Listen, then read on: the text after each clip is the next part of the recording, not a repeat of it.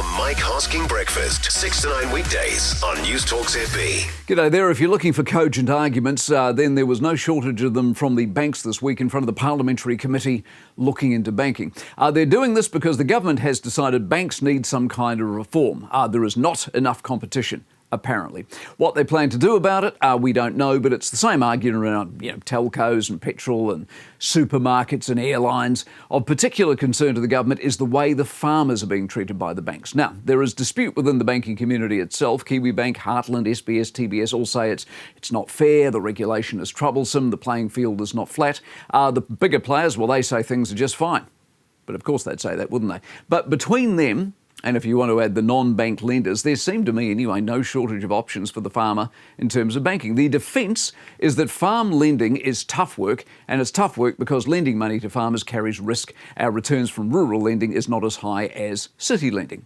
The complaint about the farmers having higher rates is because a lot of farmers apparently operate on flexible rates and not fixed rates. All the banks talked of their market share. No one bank dominates the market. A number of banks have grown their books. None of this is to defend the banks, of course, at the expense of the farmers. It's just to say, having watched it this week, there doesn't appear to be one side overtly more right than the other. The ANZ boss, you will have seen this in the news this week, more broadly defended her bank's profits. She was on a hiding to nothing, of course. She too was cogent. She made sense, to my mind anyway, put up a very good explanation as to how banks work and what sort of return they need. It will make, though, no difference, which is the big problem we, or in this case the government, has with big business. There must be, it seems in this country, there must be a lack of competition. Profits are too high, without, of course, anyone defining what exactly is an acceptable profit. So we will need some rules and some threats in the Commerce Commission. But I'll tell you this for nothing.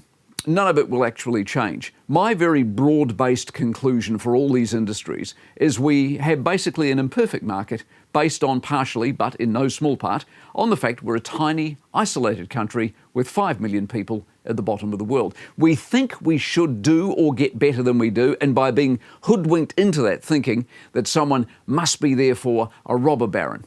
They aren't, of course, but it makes us feel better. The Mike Hosking Breakfast, 6 to 9 weekdays on Newstalk ZB.